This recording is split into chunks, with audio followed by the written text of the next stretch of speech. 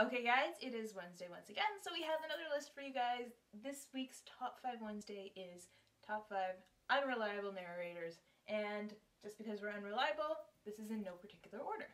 Number 1, we have Going Bovine by Liv Bray. Now this is a book where the main protagonist is very, very ill, and he's got some kind of disease. Mad cow disease. Yeah. Which basically breaks down your brain. So he is probably one of the most unreliable narrators you will ever find, mainly because he's going insane. He has a whole bunch of vivid dreams and adventures, but it becomes very, very clear that this is all in his head. So you're just stuck in this guy's head where things are just going crazy and the world is really off, and he takes things from the real world, but none of it is actually happening. So very unreliable. I love the Happy Cult. Oh, they were wonderful. And the Snow Globe Corporation. Just weird stuff goes down, but it is so much fun, and you were laughing and crying the whole way through. It's an awesome book. Next on our list is The Abundance of Katherines by John Green. And in The Abundance of Katherines, the main character has this weakness for women named Catherine. And after the last Catherine dumps him, he goes off on a road trip with his best friend, and he's trying to create this formula of like how to figure out if a relationship's gonna last, and dumpers and dumpies, and you just have this, how could you have dated 12 people and have them all dump you? Like, there's something he's not telling you, and is it his, like, John Green always does a really interesting job when it comes to portrayals of relationships and the manic pixie dream girl, so you can't really ever trust your narrator, but yeah, so it's definitely a good read. Check it out. It's really, really quick, and it's a lot of fun. And it's John Green. And it's John Green. Okay, next we have The Pillars of Creation by Terry Goodkind. Now this is from a series, I call it The Sword of Truth series. I think it has another name, but you will find it if you look at The Sword of Truth. This book, the series so far has featured Richard, and Richard goes, and Richard is awesome, and Richard does all these awesome things because Richard is awesome. That's how the books go.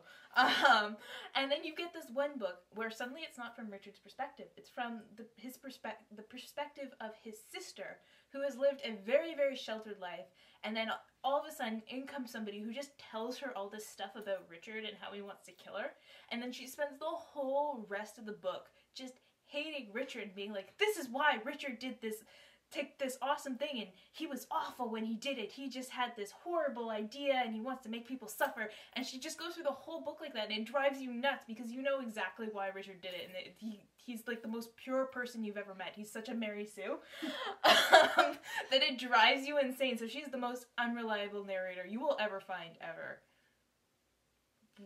It's not worth reading the whole series to get to that book. But I haven't gotten through the series, but I can say go out and watch Legend of the Seeger, because that is a phenomenally fun, cheesy show.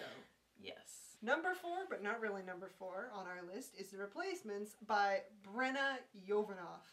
And we did a review on this a long, long time ago. The main character is Mackie, who is the most whiny character that we have come across. Like, this guy is unreliable because he goes through life being like, nobody loves me, I'm so alone, life sucks, I'm different, no.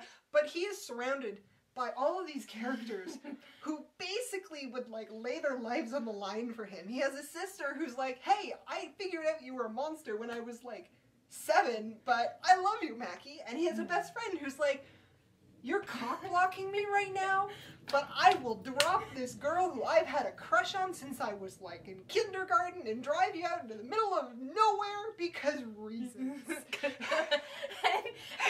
just spends this whole time being like, oh, no one loves me, my life sucks. So he's the most unreliable narrator, simply because he's so just emo. So yeah, it's Replacements is a good book for atmosphere. It's definitely an interesting read, cool like take on fairies, but do not trust a word that comes out of Mackie's mouth. He's just full of self-pity. Last on our list is Hamlet by William Shakespeare, and if you know Hamlet, you know that there are 2 interpretations of this text. 1, Hamlet is batshit insane. 2, Hamlet is pretending to be crazy. And it's a crazy play in the fact that Claudius is a good king. Like, he's getting stuff done and everything's okay. And Hamlet is the only person who is like, there is something going on here, and I'm gonna find it. So if you take that as the interpretation of the text, he goes and he sees a ghost, and the ghost tells him, hey, I was killed by Claudius, he poisoned me. And then Hamlet spends the rest of the play running around being like, I have to make sure this actually happened. So it's all interpretation, and all just this, like, disturbed character, and I love it. It is her favorite. It is my favorite Shakespearean play because there's just so much going on. I hate it. So she doesn't like it. But I find him whiny and annoying, but, you know. So, He's yeah, very unreliable he is an unreliable narrator. So, there we go. There was 5 of our favorite unreliable narrators. Or not. If you have a favorite unreliable narrator, please tell us in the comments, because it's always fun to read a character where you can't really trust what they're saying. And it just throws you off on a level that you're not used to. So, yeah. That being said, bye guys!